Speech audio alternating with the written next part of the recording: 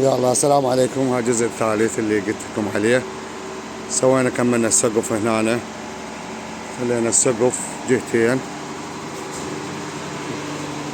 طبعا هواي شغل بيه وانا وحيد المشكلة. خلينا ساف طابوق داير ما دايره، هذا بعدني الرتبة. خلينا الشجرات بالنص لأن نعرف النخلات. كملنا السقف، وبعد بي ار سي هنا فوق وهناك فوق بي ار سي. هذا هنا على مود الشمس الصبحية طب الحين.